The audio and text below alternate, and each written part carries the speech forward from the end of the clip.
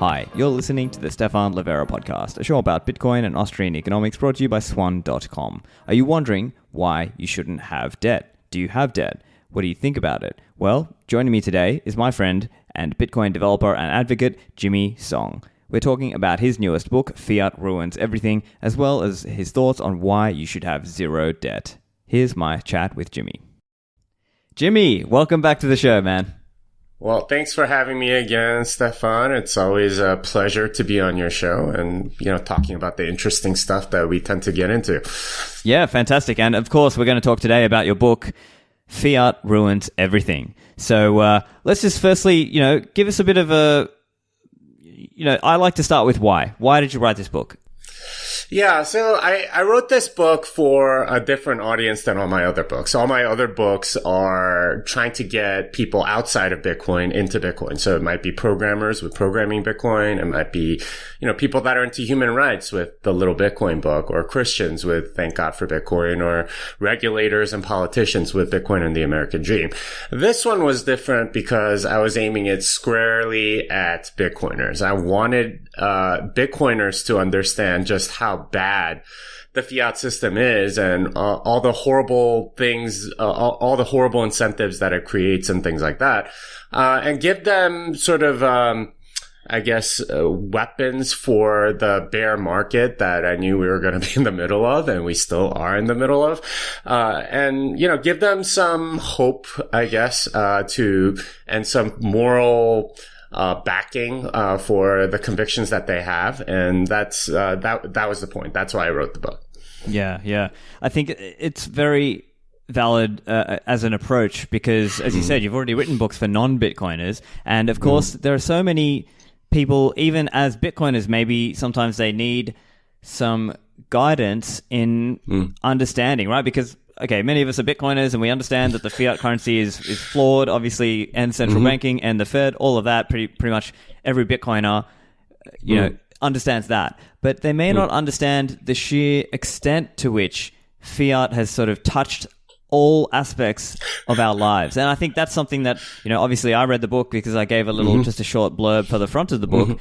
And that was definitely something that came out to me in my reading of the book. And of course, obviously we are sort of thinking along similar lines, so I kind of already agree with a lot of things. But, for people who maybe are newer in their journey, or maybe they've not studied the deleterious impacts of fiat money, do you want to just touch on a few of the, hit a few of the highlights there? Yeah. So I organized the book to make sure that we hit sort of all the levels. So at the individual level, we don't have a good savings vehicle. So that has a lot of, different consequences. If you don't have a savings vehicle, then, they have to provide you some sort of debt facility so that you can get into, you can still acquire a lot of stuff, even if you're not able to save long term for something like that. At the company level, at the group level, a lot of these corporations just get enormous as a result of feeding on free debt, essentially free money.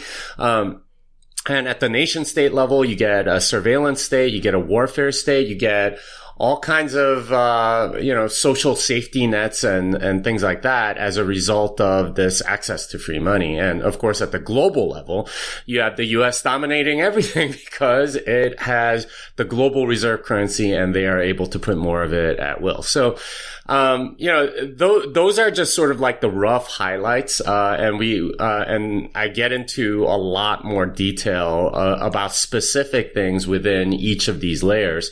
And I don't think it's a coincidence that we've had all kinds of degeneration. I argue in the book that technologically speaking, we probably peaked around 1969 when man landed on the moon. Notice that we haven't been back since like 1972 or something like that.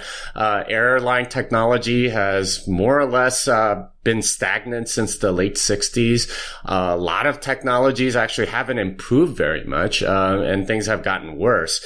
And we're on the decline for a lot of things as a result of the infection of fiat money, which essentially ossifies any economy and makes it more fragile and vulnerable to going backwards, which we've been for quite some time now. Yeah, exactly. And I think something that really sticks out to me is this notion that people are talking about now of a so-called competence crisis, right? And and I'm sure you've seen this as well, is that statism ruins a lot of things. And of course, fiat currency has this centralizing effect. It makes the government bigger, and when obviously libertarians are, cheering at this point, because that's exactly the problem, is that government has got involved and it's almost frozen some of these industries because of regulation, it could be because of other things, as you said, because it's corrupted all of us in some ways. And now we're trying to obviously adopt Bitcoin and try to undo some of this damage that's been done. So I'm curious if you have anything you want to add on this competence crisis. Yeah, I mean, there's a story that I read a while back about the original 747 by Boeing, and from conception to actually having a physical Boeing plane, 747 plane that was operational, took something like 18 months. It was ridiculously fast compared to now, because the 747 Max, which is I think the latest version, took 10 years of development. So what the heck happened? Why did it take 18 months back then and 10 years now? And the simple fact is we don't have the talented engineers that we did back when the original 747 was created. Now, it's not because we've gotten stupider, although there's certainly some level of that as the education system emphasizes stuff like diversity, equity, and inclusion instead of learning how to, get the correct derivative for a function or something like that. And of course, that's going to affect it. But a lot of the very smart people have been going into the wrong industries. The last 50 years, they've been going into investment banking or real estate or something else that's very financialized, where they can make a lot of profit for doing relatively little work.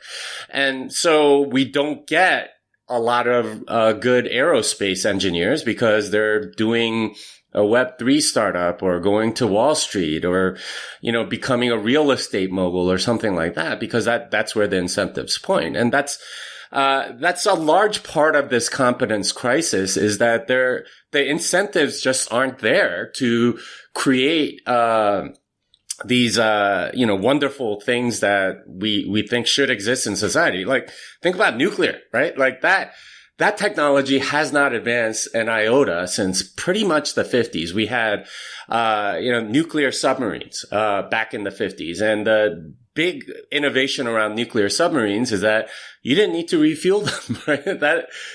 You put it, in a nuclear reactor into a submarine. Next thing you know, you don't have to refuel for 18 months. You just run off the fuel that's there. And this is obviously very important for submarines, because every time you refuel, you sort of like expose your position, and you can't get to very many places if you had to refuel on something like gasoline or something like that.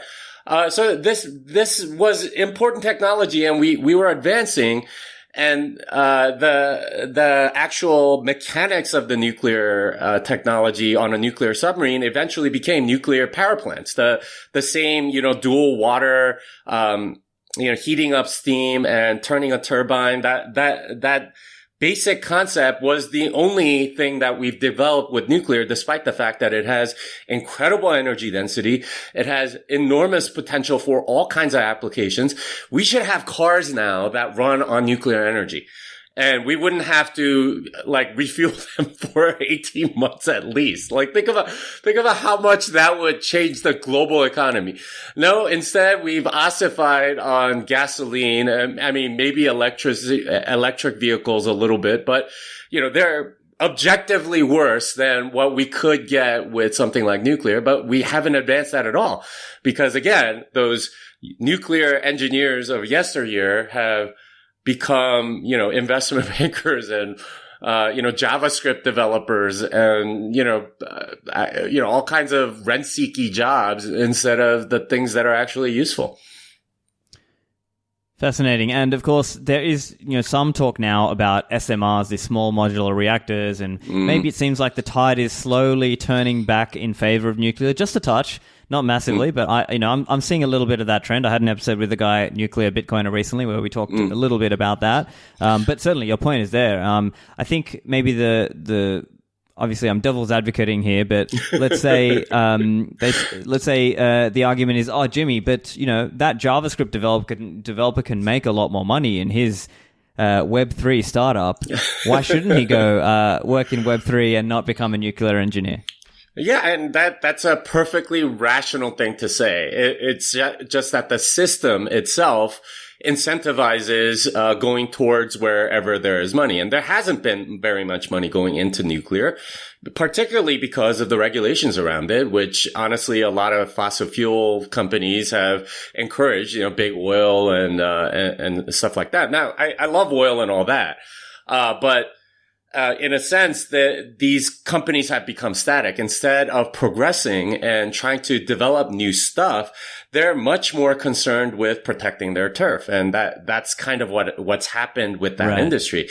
The new money is coming into stuff like venture capital and, all these hedge funds and things like that. And the stuff that they favor are things that, appreciate and price very quickly. They're more concerned with getting a return very, very quickly. And certainly with a Web3 startup, you're going to get, a return on the tokens you bought very quickly, even if you don't really have a product. So in a sense, the JavaScript developer working for a Web3 startup, they're being rent seekers. And it makes financial sense. And this is where we can talk about the incentives of a fiat system, but they're all off is what I'm saying. It should be going towards actual innovations like thorium reactors and, stuff like that would advance the technology of nuclear significantly.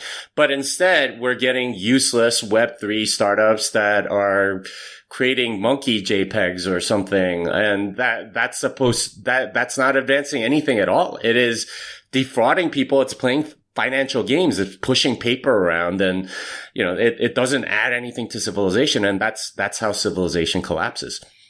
Yeah, gotcha. And so some of this ties, and some of it is like more Bitcoin arguments against the fiat system specifically, and some of it is maybe more broader libertarian arguments, right? So it's this idea that because this state, the government exists, that big businesses have to lobby that state because they want favorable regulation. And then what that ends up doing is making an industry stagnate because these people are protecting themselves against future competition, right? So that's kind of a broader libertarian argument, although, of course, certainly this kind of Bitcoiner argument against fiat's centralizing nature also applies, right? So I guess, again, the devil's advocate would be something like, look how much money is being spent on Web3 stuff. And are you a free market denier, Jimmy? Are we free market deniers? If it were a free market, then yeah, that argument would make sense. Except it's definitely not a free market. Not when you have a money printer that can spend money on whatever. And we have to realize that it's not just the government that gets to print the money. It's a lot of banks of all types, the commercial bond market, the investment banking industry has all kinds of facilities to create money out of nothing, often in ways that are absolutely shocking, where you can get like 100x leverage on something. That's a lot of money being printed, even if it's temporary, for the sake of these bankers. But going back to this idea that we're, the more money there is in something means that, it's the market choosing it. It definitely isn't, because it's not coming from anyone's savings. It's money being printed into existence. And that is very political. It's very dependent on who's doing the printing, first of all. So you had prime trust that basically could, create money out of nothing. And they ended up using it for bonds, which seemed safe, but ended up crushing them as interest rates went up, and they were they had to hold the bag or something like that, and they lost, at least on paper, significant amounts of money from the money that they created out of nothing. And this dynamic happens at a larger scale with VC money and so on, where money that is printed in other areas go to these rich people who then invest in these VC funds as a general or as a limited partner. And that in turn goes to these favored industries, which, honestly aren't moving anything. The VC incentives are very off where, they want to make money quickly. And because of sort of the postmodern investing mentality that we've gotten into, it's about the price appreciation of an equity rather than the dividends that it's paying, which it used to be under sound money. So as a result, what you get are things that can be hyped quickly, have a lot of retail mind share. So something like a monkey JPEG actually gets more mind share than a thorium reactor because very few retail people are going to touch a thorium reactor, even if it were fully operational. That's not something people are too concerned about unless it happens to be in your backyard or something.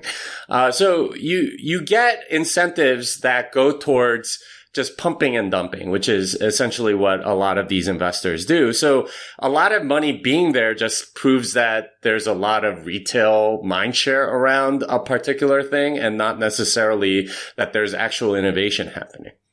Yeah, let me summarize a few points there. So I think you made you touched on a lot of interesting points there.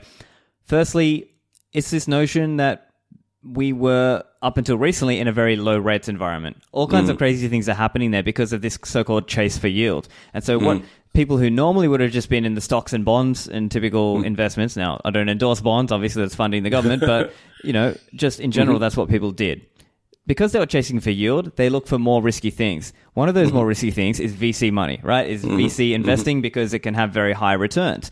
And then it's sort of, because we're living in this overall fiat casino, it drives this kind of crazy incentive. Now, on the other side, think about it like this. It's that if somebody wanted to invest in actual energy projects that were not wind and solar, they were not getting privilege from the government, right? So the government would say, we're going to privilege wind and solar because, again, this kind of woke ESG ideology is prioritizing the non-profitable, non-viable, non-reliable forms of energy like wind and solar, and they get a massive privilege from a regulatory standpoint and potentially even from a funding and credit standpoint. So if you are just trying to build coal, natural gas, or nuclear, you're at a massive disadvantage. And you're worried that the investment that you make into these things, whether it's coal, natural gas, etc., nuclear, you're worried that 10 years down the line, the government is going to drop a ban hammer on you. And so that is just it just shows the sad state of the world that we are in today. And obviously there's a lot of work being done that we need to fix this,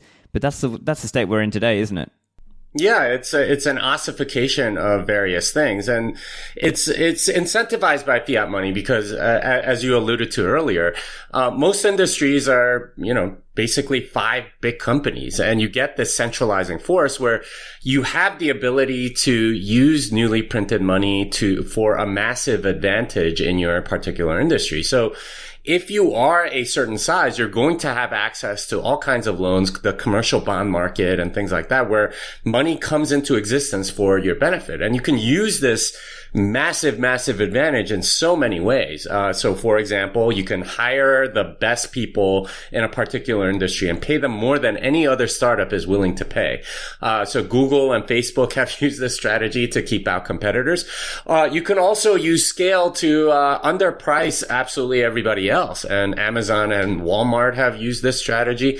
You can use the regulatory state to go lobby. If you're a small mom and pop shop, you have no budget to go and lobby Congress. But if you're a large player, then you can spread it over many more units. So you can afford lobbying, which makes a lot more sense. And worst comes to worst, you could just go and straight up acquire smaller competitors. And these are all ways in which the big get bigger and the small get crushed. So you get 4 or 5 big players in every single industry. You can look at accounting. It's 4 major firms in the United States. You can look at food. It's 5 major companies in the United States.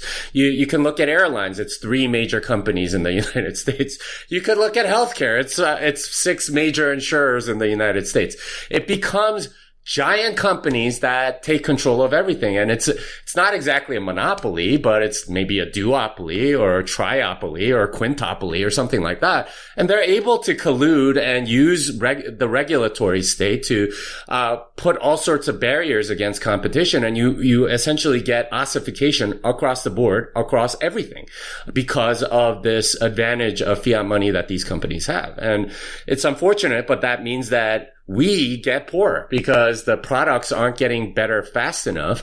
And the bureaucratic state is growing much faster than the rate of everything else. So we're getting stolen from, and the evidence is in stuff that in the way that life has changed over the last 30 years. When I was growing up, my mom stayed home. How many people can say that now? Both parents work in a very large number of families. When I was growing up, my parents were able to buy a house, fairly easily without too much debt. How many people can say that around the world? Real estate is just absolutely insane. So it's no wonder people can't have large families, because both parents are working. That puts a hard cap on the number of kids you're going to be able to have. And the real estate that you need in order to raise a large family is just not there. It costs too much. So we're getting poorer as a result of all of this ossification, of all of the fiat money printing, all of the rent seeking that's happening. And, we're paying for it as a society in so many ways that are very obvious once you think about it, but it is not really generally recognized. Back to the show in a moment. With Bitcoin, it's not your keys, not your coins, and you need Bitcoin hardware that can help you do this. The Cold Card is my favorite Bitcoin hardware device, and you can get it over at coinkite.com. The guys at CoinKite are longtime Bitcoin entrepreneurs, and they wanted to focus on hardware security to make it easy for people to self-custody. The Cold Card is a very reliable and excellent tool. It's ultra secure. It has so many features. You don't have to be worried about things if you are a beginner, because you can just directly plug it into your computer and use it just like most hardware devices. Though, of course, for intermediate and advanced users who want to use things like multi-sig or passphrases or seed XOR or have advanced trick pins and BrickMe pin and youre pin, you can have those features also. You can get all of this over at coinkite.com. Use code Livera for a discount on your cold cards. And now back to the show with Jimmy. Right. There's so much regulation, so much bureaucracy, as you've pointed out. And I think in one of your talks, you pointed out how there's been this massive growth in, for example, in universities. There's so many more administrators now than there are actually teaching staff, right?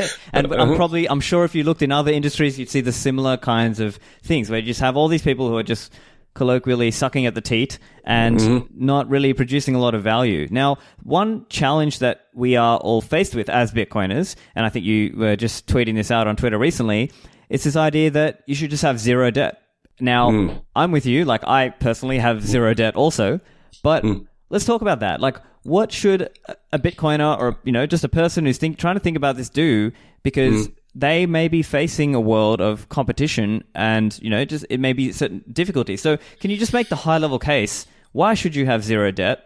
And why is that a good idea to go for? Yeah, so I'll give you one, a practical argument, and two, a moral argument. The practical argument is this. If you're in debt, you are essentially on leverage.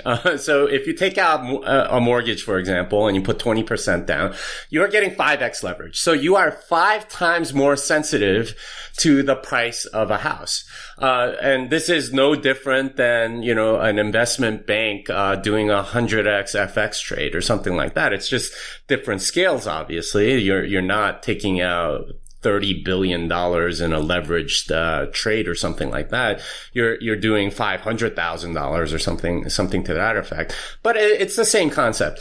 And the thing about leveraged trading is that you can blow up real quick, right? If say your house, say there's a real estate crash and your home is underwater. Well, now you're in a lot of trouble. You've put a lot of equity into something that's now worth nothing. So there's from a practical perspective, a risk thing that happens with any kind of leverage. And all debt, if you think about it, is leverage in one direction or another. Now, it might be, maybe you can do, a lot less than 5x. Maybe you do 0.5x or something like that. And there's maybe an argument to be made, especially if the money that you're getting is coming from somebody's savings instead of printed into existence. But it's still leverage. And I think it's taking on undue risk that you don't need to be taking. If you can get out of debt, it's basically gambling is what I'm saying with debt, and gambling always has risk. And if you don't have to take that risk, and if there's all kinds of future events that might cause you to get completely destroyed, you try not to do that, right? Like this is like a rule of trading, is that, just don't blow up, like survive. That's like kind of rule number one. So, that's one aspect, of it. The other aspect would be more moral, which is that every time money is printed into existence, it dilutes every saver.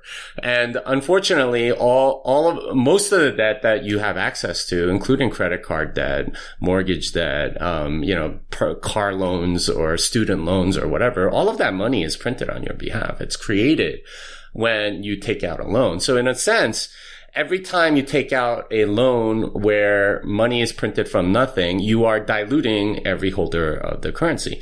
Now, you might not think that's so bad because, the people that own it are like banks or something, and, it's okay to steal from banks or whatever. Actually, like most rich people, like they hold enormous amounts of debt. Everyone is up to their eyeballs in debt. Every major company is up to their eyeballs in debt and stuff. They might have a cash balance, but they also probably have a significant amount of debt because it is so freaking cheap. You had a zero interest rate environment for a long time, and they took advantage of it, right? They are stealing just as much as everybody else. So when you are actually getting a loan for $500,000 for your mortgage, well, who are you actually stealing from? Well, the people that are actually holding onto the currency. It obviously includes a lot of people in the US and so on, but it's also people in a lot of developing countries, in the places where you have hyperinflation and so on.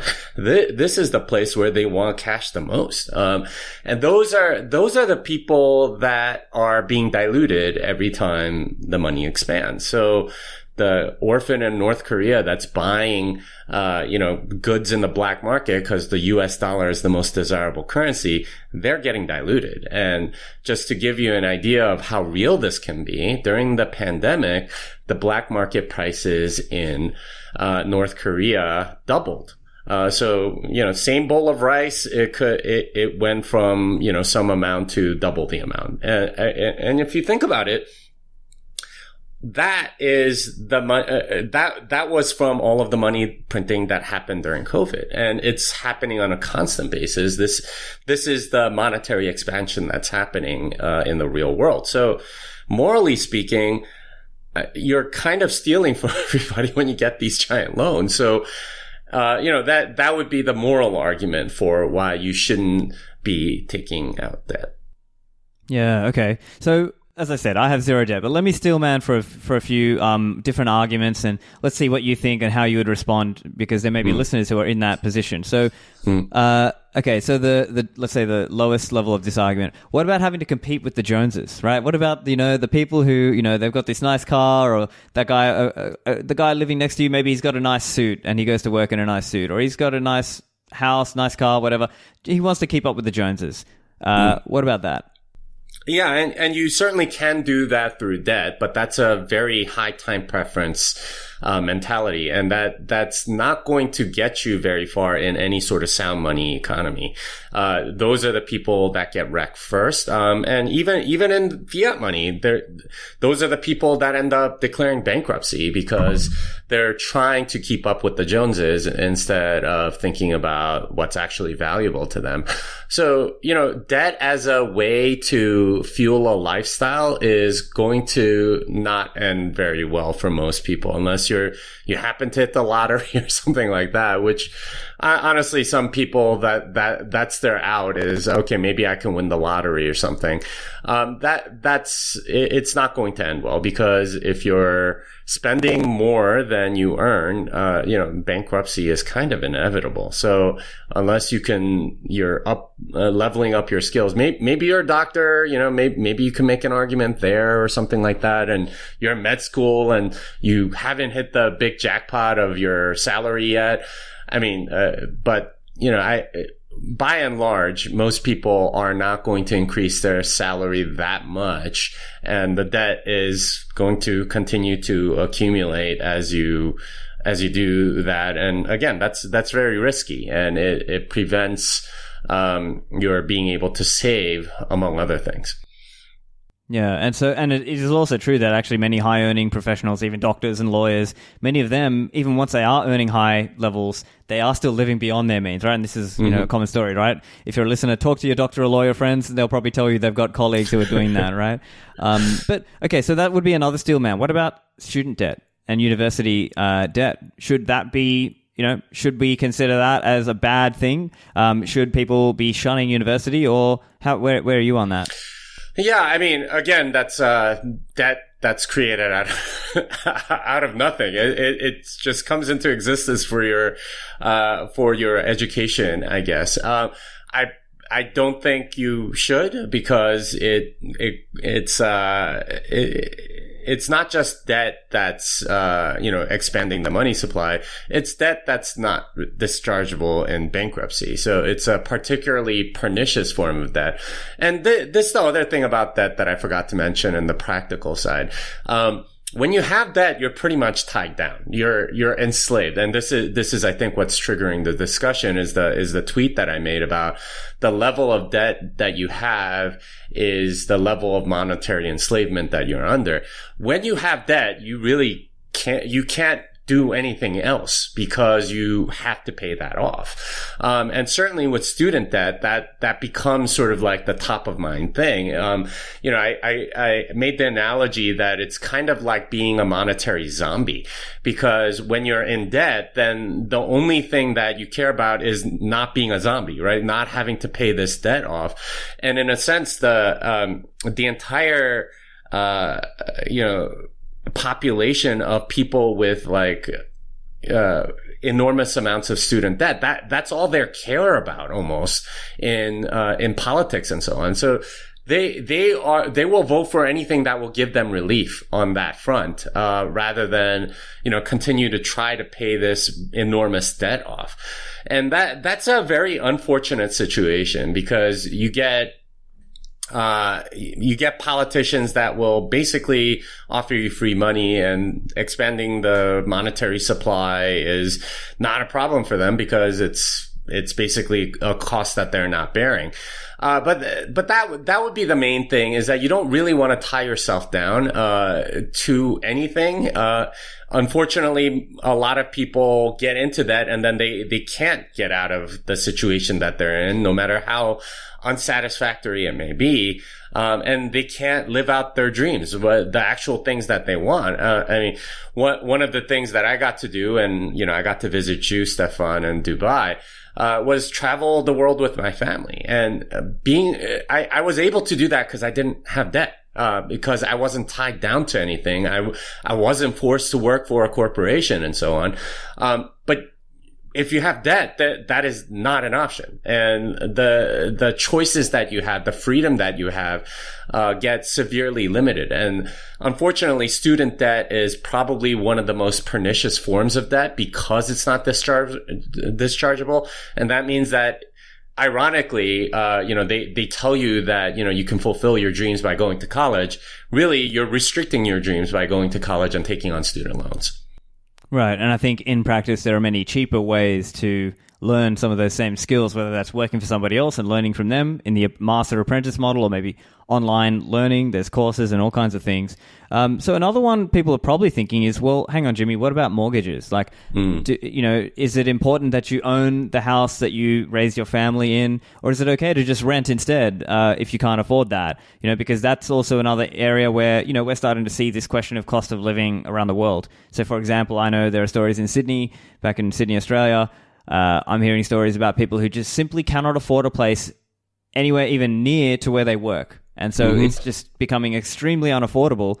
What do you say to that? How should people deal with mortgages and the housing situation if they can't have debt? The unfortunate thing about, housing right now is that it's conflated with the store of value premium that it already represents. So, most people don't have very many, ways to save money. And, as you know, there's only really two other forms of saving besides, something like Bitcoin, and it's stocks and real estate. So real estate has this giant store of value premium because so many people see it as a good way to save. And that also means that houses are way more expensive because of that premium. Just looking at the prices from maybe even 30 years ago, it's absolutely ridiculous how much higher real estate has gotten. And if you compare it to pre-1971, then it's the difference is even starker. It's just absolutely insane what houses cost versus your income, compared to then and now. Used to be about 4 times your annual income. Now it's like 8 times, something like that. So it's gotten much, much worse. Taking on debt to afford it, I understand why people do it because real estate has been a decent store of value. But again, there's a lot of risk because there can be real estate crashes. And if you don't survive it, then you're back to zero. You're going to get absolutely creamed, on, whatever equity that you've earned. It might just, disappear one day because the market crashes. So I don't think mortgages are necessarily that great. In special circumstances, assuming that, the market reacts the same way it has with regard to real estate during the monetary expansion phase. Maybe it's a good investment in that regard. Maybe you can win, and maybe even a large number of times you can win. But there are enough times where you lose, where this has to be a consideration. And thinking about just how it works, at least in the United States. The government essentially subsidizes all these mortgages. They're not at the natural rate of interest or whatever. And they're unnaturally low for the amount of risk that, the bank is taking or the actual creditors are taking. Think about it. That's 30 years. The term is enormous. You might change many careers in that time, and you might have very different, credit ratings during that time. The amount is also enormous. It's like many times your income. So, it's very difficult. The market is very volatile. The interest rate isn't very high. So it's definitely subsidized to a large degree. But if the government keeps subsidizing high real estate prices, that's one of the triggers of hyperinflation. When you get things that are way too expensive, people can't afford it, well, then wages have to keep up, and they subsidize wages somehow, or put a higher minimum wage or whatever. These are the ways that you get the collapse of the currency. Now, you might want that, but in a sense, every time you're doing that, you're still stealing from everybody else. And I think it's just more honest to, be in a sound money system and not have to worry about all of these moral quandaries. Yeah, of course. Certainly, I think most people would agree it's better to be in a sound money system. But maybe the question would be, what about people today, right? Obviously, they may want to live in that world, but we still live in the fiat system today. So what would you say people should be doing today? Would you say basically, if you can't afford it outright, just rent it? I would say so. Or go buy something you can afford. Or buy further out kind of thing. Yeah, further out or in a different city. There are lots of really interesting cities all over the world. It's just that, people tend to congregate around the places where a lot of people are hiring, and those places tend to be where the giant corporations are. And those giant corporations are obviously subsidized by fiat money as well. So it's all kind of a weird shell game. I would encourage people to have a different lifestyle change. I think, be more of an entrepreneur wherever you're at. And it doesn't have to be like the typical VC startup where you're fattening yourself as fast as you can as a company to reach the $1 billion mark so you can get the advantages of being a large company. Instead, just like provide value somewhere in the economy. Doesn't have to be very big. You can have a coin laundromat or something, but something that provides value, and is, has a reasonable chance of success rather than, going and doing this other stuff. Cause, in a sense, you're feeding into the fiat system by, trying to get these properties in these very expensive places. And there's significantly more risk, involved in all of that. Gotcha. And so one other area related to this topic of debt and so on, that there may be people who consider themselves very fiscally savvy, that maybe they think they know how to play the leveraged casino, or maybe to steelman it a little bit, they may say, well, I believe fiat currency is on the way down. I'm helping advance the end of the fiat system by essentially going short fiat by, having a loan denominated in fiat, which they believe fiat is going to devalue faster than Bitcoin is going to, they believe Bitcoin is going to go up faster, and obviously the fiat value is going to go down, meaning in real terms, the amount they're paying back is going down. So what would you say to those people, let's call the more fiscally savvy people who believe that, they're going to win out of this, and they're sort of in some sense helping end the fiat system? Yeah, I mean, just ask anyone at BitMEX. I mean, what you're actually doing by doing that is leveraging long on Bitcoin. Now, there's nothing wrong with that. I like in conceptually speaking, but this is what happens to people that leverage, is that you get wrecked in situations where you wouldn't otherwise get wrecked if you didn't take out leverage. And that happen, like Bitcoin might be going up over the long term, but it only takes one event to get you to zero. At that point, you're not benefiting at all. So again, this is a major risk. And there's a lot of people that leverage long, and then you see a weird movement from the market, and then bam, you're at zero. This is the thing about gambling, is that even if you have a positive expectation on a particular trade, it only takes one move to zero for you to be completely out. And there's a reason why a lot of traders don't last that long. Even if you're a pretty good trader, it only takes you getting wrecked once for you to completely get destroyed. And that's, that's kind of how this whole thing works. So if you're taking out loans, maybe you're not doing 100x leverage on BitMEX or whatever. But if you are taking out loans, it is a form of leverage, right? Like if Bitcoin goes down sufficiently and you can't weather that storm, if you're not surviving, then you're going to get wrecked. And that's from a very practical point of view, a real existential risk. Now, maybe you're an amazing trader, and there are sort of like the 1% that are extremely good at it and know how to do it.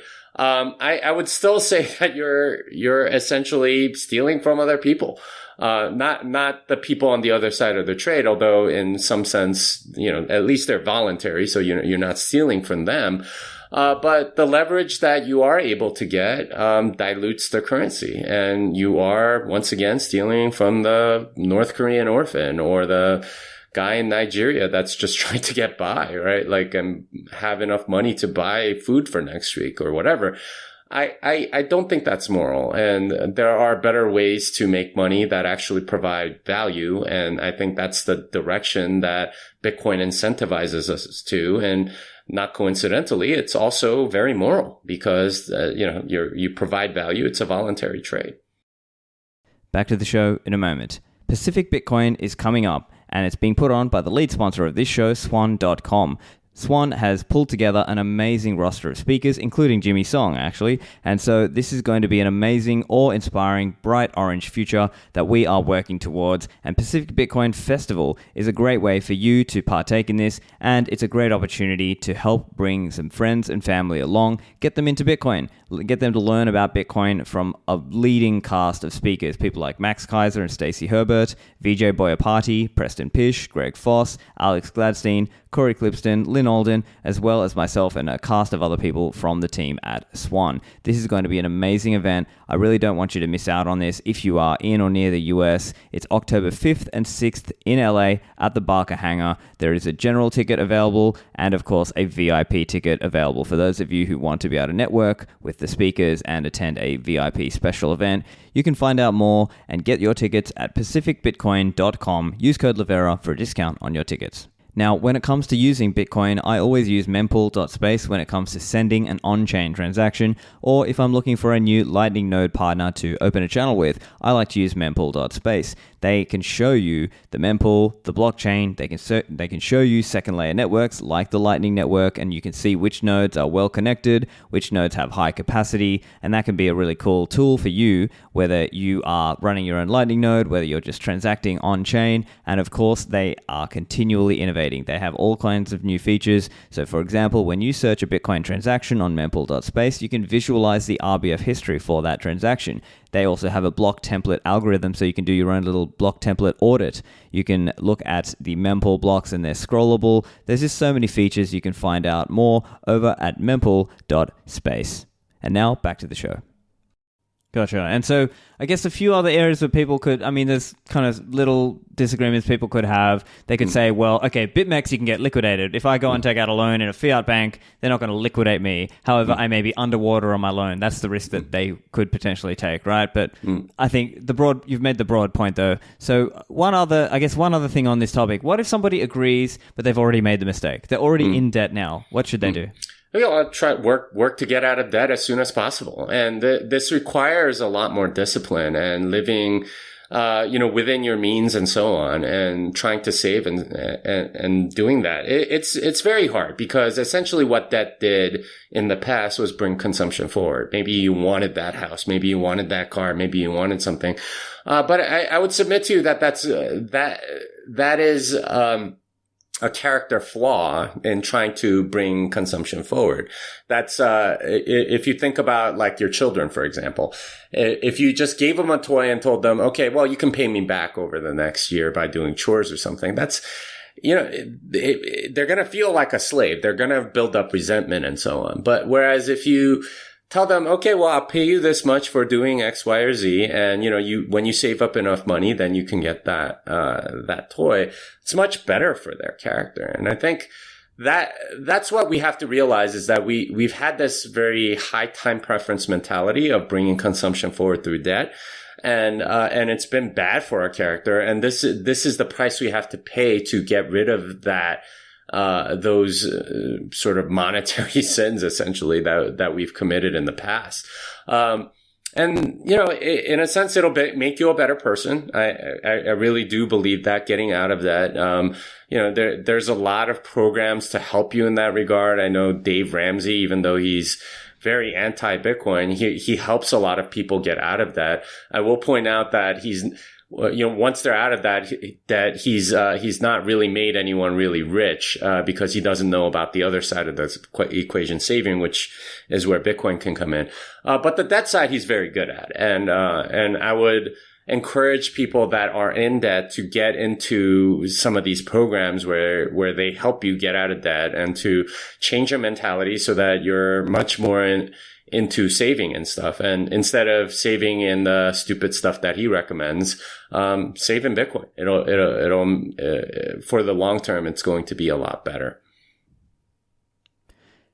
When it comes to fiat currency, part of what you talked about in the book also was around cultural impacts and, things like how we interact with our family or how people even do dating today and like the way marriage works nowadays. So do you want to expand a little bit on the cultural impacts? And I think this is an area where a lot of people almost neglect or deny that aspect. Of course, people like myself and Safety and yourself and others have been very vocal about this. But do you want to just spell out a little bit of the cultural impacts of fiat currency? What has it meant for us? Yeah, the ability to bring consumption forward honestly has meant that we are less dependent on the societal bonds that we used to have. So you can now sort of borrow from a faceless entity, right? And be indebted to them in monetary terms, by taking out loans of various kinds. So you can get the sweet card that you wanted and just, pay it over a long period of time. Now, what's really pernicious about that is that it enslaves you to that lender, and you now have to pay this off, or else you lose the car or you lose the house or whatever. And so you're under constant pressure, and this is what I call monetary enslavement. And that's unfortunately the mentality that most people are in. Instead of thinking about new goods and services that you can bring to the market and making interesting things, they're thinking about paying off debt. And that's the mentality that most people are in, rather than doing this other stuff. And that consumption, immediate consumption, also means that you're not as disciplined. You're not, and traditionally, if you wanted to bring consumption forward, you went to your family and you said, "Hey, can you lend me something, so I can afford a house?" And that relationship was what, sort of enforced that payback and stuff like that. And you were way more grateful for the loan, rather than sort of thinking it as a right or an entitlement. And that those bonds would get stronger, as you paid it off and stuff, unless you completely squelched on the loan, in which case you'd be cut off from your family and all that other stuff. Which was honestly a very good deterrent. It made you want to satisfy your family, made you more connected to your family, made you want to make sure that they were happy, and so on. So family bonds were a lot closer, because that's who you depended on. Now, because of fiat money, you're now dependent on banks and government and all these social services that they provide, quote unquote, for free. Really, they're stealing from everybody else. And that's meant that, you don't have as close a bond with other people. And therefore you're not going to, be dependent on your family. You're not going to have more children. Children were an asset, right, under sound money, for obvious reasons, because they, whatever skills that they bring to the table, now it's useful for everybody else in the family. So like, I don't know how many of your podcast listeners have like a doctor in your family, right? But if you have a medical problem, you're calling that doctor, right? And saying, "Hey, like, I have this pain here. Do I need to worry?" Stuff like that. Or, "I'm getting treatment for this. Is this normal?" Or whatever. Or if you have a lawyer in your family, you call them up whenever you have like anything legal. If you have, real estate agent in your family, you call them up when you're thinking about buying a house. Like, is this a good house? Is this not? Do I need to know about something? That's how it was, but like multiplied by 10 in any sort of like sound money economy, because you are, first of all, a lot closer. But, each person was an asset to everybody else, and you get the network effects where, the connections are the square of the number of actual people. That were very natural. Think about hiring, how hard that is if you have a business. But, if you have a family, well, you can hire relatives. That's so much easier. You have this trust relationship. You know that they're not going to go steal from you, and they're going to try to protect your business because there's a connection other than employer-employee. So all of those things used to be very normal, where you had these tight bonds within families, and you had clans and tribes, and you had groups that were much more intimately connected through trade, through relationships, and things like that. But all of that has more or less weakened and been debased through fiat money, because you have this alternate system where you can borrow essentially infinitely from the government or from banks and things like that, in a variety of different ways, that caused the disintegration of all of these wonderful relationships that made a large part of our human existence. And instead they're now more or less debased and weakened to a point where it's almost unrecognizable in the West.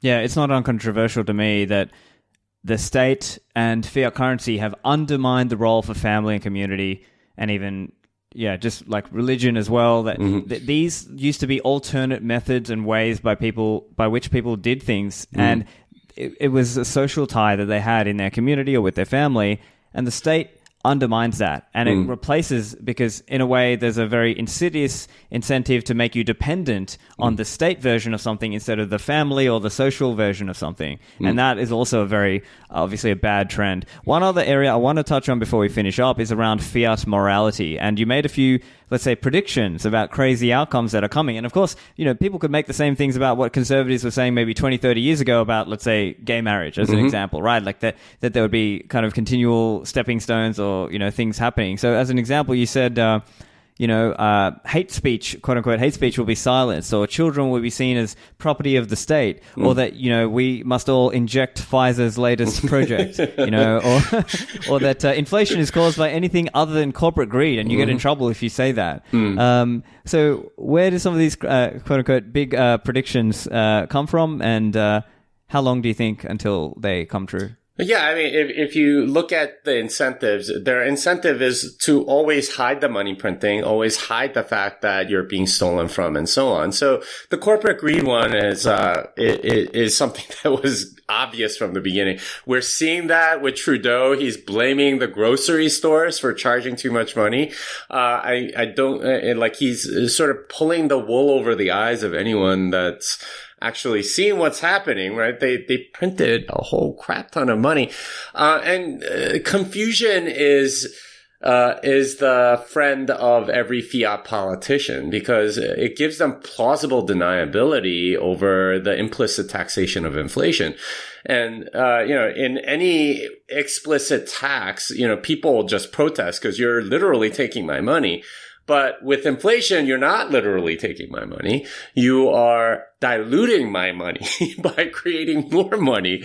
And so there's some level of plausible deniability, given that people don't have enough economics education. And we certainly don't under this sort of indoctrinated K to 12 educational industrial complex. And as a result, they're able to get away with things like that. We're seeing chants like, we're coming for your children from the transgender movement. There are various officials already saying like, your children belong to us, or something like that, or weird laws getting passed in California where, if you don't affirm the gender choices of your 6-year-old, they can get taken away from you and things like that. It's been trending in this direction because in many ways the state views the family bonds as an enemy of the state bonds that they want you to have, the dependency that they want you to have, as you alluded to earlier. So, a lot of this is unfortunately coming true, and we are getting blamed for a lot of stuff that's really the state's fault. That's fiat money's fault. And it's unfortunate, but utterly predictable, because these have been tried over and over again in various societies where the government wanted more control over your life. Excellent. Well, as I said, I had a great time reading the book. I obviously wrote a small little blurb for it because obviously, I think it's a great book. So, Jimmy, tell people where they can get it. So you can get it at Amazon. You can just search Fiat Ruins Everything, at least in the United States and Australia and several other English-speaking places. The audiobook and the ebook are still in the works, so they will be published in the next month or so. If you want to pay Bitcoin for it, you can go to bitcoinmagazine.com and click shop, and they have this book available for Bitcoin. I'm also selling signed copies on fiatruinseverything.com, so you can go there and click to get a signed copy from me. Once I get hardcovers, I'll also have that available there. I'm using Zap, by the way. Those are some of the places that you can get it. I'm trying to make it more available in different places. I'll certainly have it at Bitcoin Amsterdam, if you're going to be at that conference, because Bitcoin Magazine is my publisher. So, those are the many different ways. Fantastic. Well, Jimmy, it's been great to chat with you, and hope to see you soon. Yeah. So what do you think of Jimmy's case against having debt? I'm curious to hear what listeners are thinking. And of course, you can find me over at stephanlivera.com. If you enjoyed the show, make sure to share it. And thanks. I'll see you in the Citadels.